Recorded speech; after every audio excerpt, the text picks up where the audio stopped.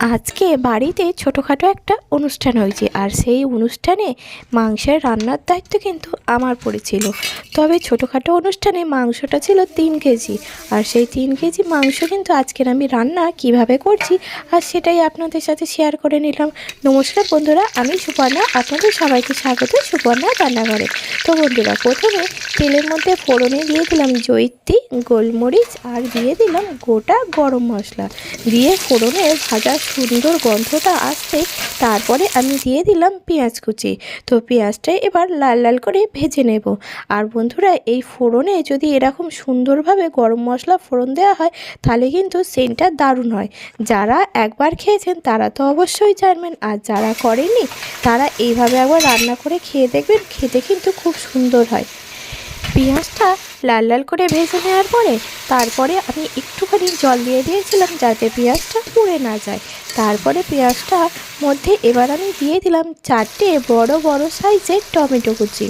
আর এবারে আমি দিয়ে দিচ্ছি নুন কিন্তু আমি 3 চামচ পরিমাণ নুন দিয়েছি, আর একটা বড় চামচেরই কিন্তু আমি 3 চামচ নুন একেবারেই দিয়ে দিলাম। দিয়ে এর মধ্যে আমি দিয়ে দিলাম প্রথমে জিরে গুঁড়ো, আর তারপরে দিয়ে দিচ্ছি ধনে গুঁড়ো। আর জিরে গুঁড়োটাও কিন্তু আমি এখানে 2 চামচ দিয়েছি, আর ধনে গুঁড়োটাও কিন্তু 2 চামচ দিয়েছি।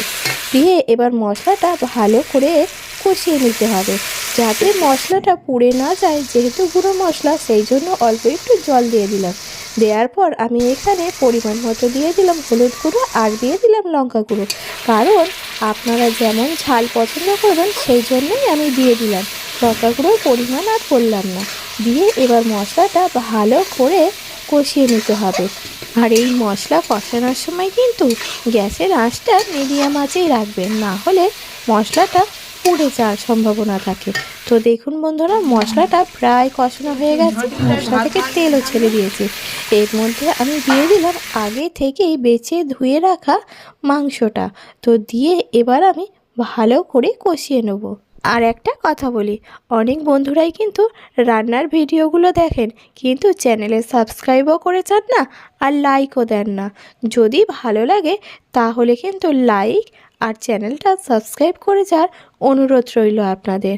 তো এবারে হালকা হাতে ভালো করে মশলার সাথে মাংসটা কষিয়ে নিতে হবে। আর এই যত ভালো কষানো হবে মাংসর স্বাদ কিন্তু তত বেশি ভালো হবে। এবার এর মধ্যে দিয়ে দিলাম আমি কাঁচা আলু।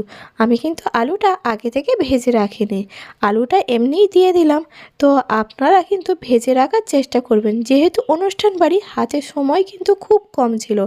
এই আড্ডা গল্প এর মধ্যেই সময়টা বেরিয়ে গেছে, তাই যতটা তাড়াতাড়ি পারছি তাই ততটাই রান্না করার চেষ্টা করছি। তো দেখুন বন্ধুরা, মাংসটা কিন্তু কমে এসেছে আর মাংস থেকে অনেকটা পরিমাণে জলও বেরিয়েছে। তো এই জলটা কিন্তু ভালো করে কষে কষে শুকনো করে নিতে হবে। একদম যখন মাংস থেকে তেল ছেড়ে আসবে তখনই কিন্তু তরকারির মধ্যে জল দিতে হবে। এর আগে জল দিলে তাহলে মাংসের মধ্যে একটা আঁচটে গন্ধ থেকে যাবে।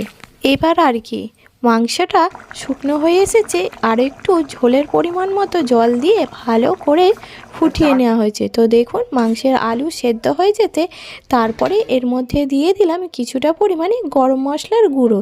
দিয়ে এবার নাড়াচাড়া করে নামিয়ে নেওয়ার পালা। যেহেতু গরম মশলা দিয়েছি তাই আর ধনে পাতাটা দেবো না, তাহলে দুটো ফ্লেভার আলাদা আলাদা হয়ে যাবে। ধনে পাতার যেহেতু আলাদা একটা গন্ধ আছে আর গরম মশলারও আলাদা একটা গন্ধ আছে নিজস্ব, তো সেই জন্য আমি কিন্তু আর ধনেপাতা দিলাম না। আমার মতো কে কে এইভাবে মাংস রান্না করো অবশ্যই কমেন্ট করে কিন্তু জানাবেন।